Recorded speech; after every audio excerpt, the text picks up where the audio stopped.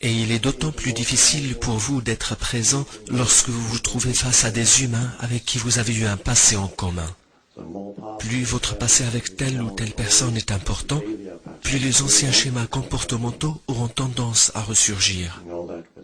C'est le cas quand vous êtes face à vos parents, par exemple.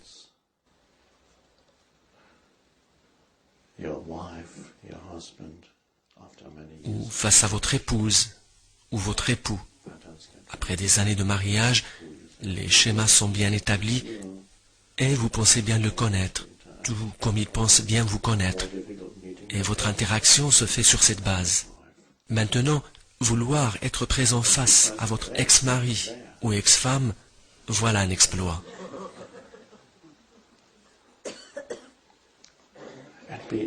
Il faut donc pouvoir entrer en contact avec autrui sans le passé.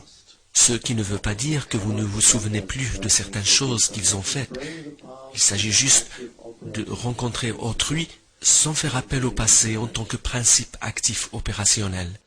Rencontrer donc autrui sans le passé, c'est le rencontrer dans le moment, à travers le pouvoir du moment présent, qui est le pouvoir de la présence.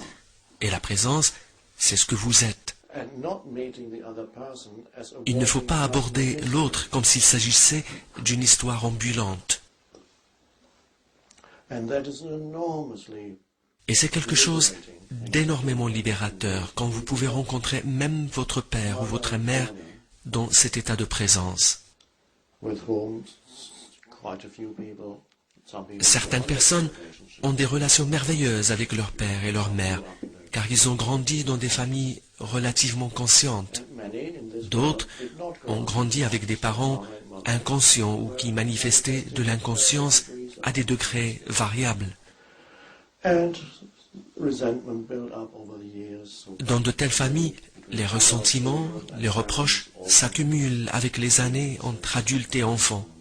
On se plaint. Il n'est pas compréhensif. Il me critique tout le temps. Il ne veut même pas me comprendre. Mon père m'a fait ceci, ma mère m'a fait cela.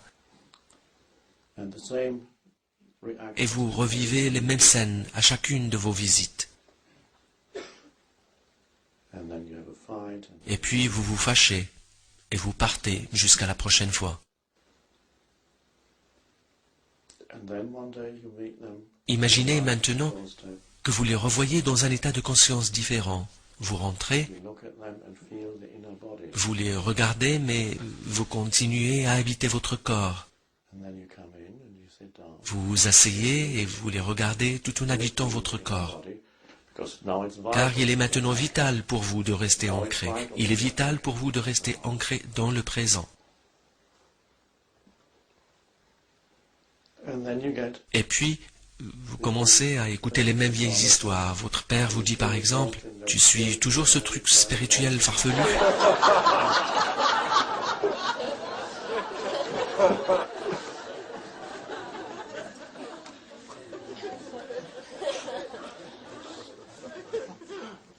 Et tu n'as toujours pas de travail, bien sûr.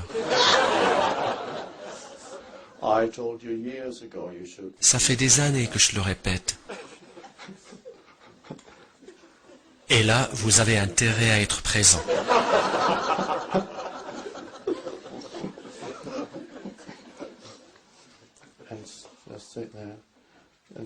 Tandis que vous répondez tranquillement, oui, oui, je suis toujours ce truc, oui. À ce moment-là, lui ou elle, ça dépend s'il s'agit de votre père ou de votre mère, se sentira quelque peu désorienté après un petit moment. Pourquoi ? Parce que vous ne reproduisez plus les mêmes schémas. Vous n'êtes plus sur le mode réactif. Et du coup, son ego à lui ou à elle aura cette impression que quelque chose ne tourne pas rond.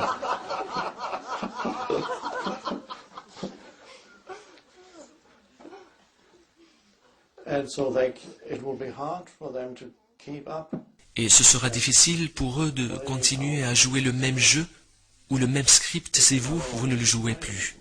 Et que vous ne réagissiez plus, puisque vous ne faites plus que décrire les choses telles qu'elles sont.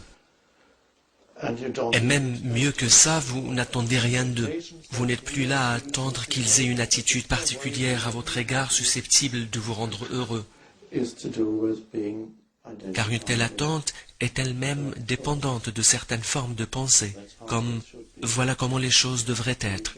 Il devrait être plus compréhensif pour que je puisse être heureux. Tout cela n'est qu'un édifice illusoire, car vous ne serez pas plus heureux. Même si l'autre est compréhensif, ça ne sera nullement différent.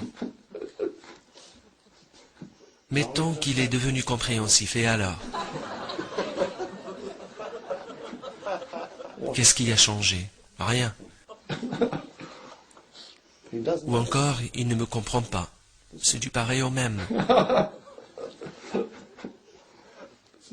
Vous devez vous libérer de tout cela, de toutes ces pensées qui vous étaient encore utiles lorsque vous vous identifiez. En étant présent, vous n'avez pas besoin de quoi que ce soit psychologiquement parlant. Vous n'avez plus besoin du ceci psychologique ou du cela psychologique. Avec une telle présence, vous assisterez à l'effondrement des schémas de pensée de votre mère ou de votre père. Et pour la première fois peut-être, il ou elle vous posera enfin de vraies questions. C'est quoi exactement ce que vous pratiquez? C'est quoi au juste? Et c'est déjà arrivé. Des gens m'ont dit que ces miracles se sont produits. Et s'ils ne se produisent pas, c'est tout aussi bien. Ce n'est pas un problème.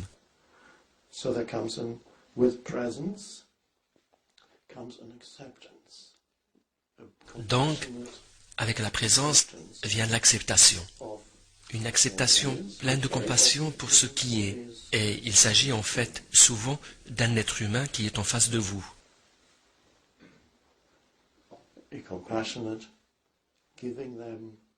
Un être humain à qui vous donnez un espace qui lui permet d'être. Car la présence, c'est de l'espace. Un grand espace.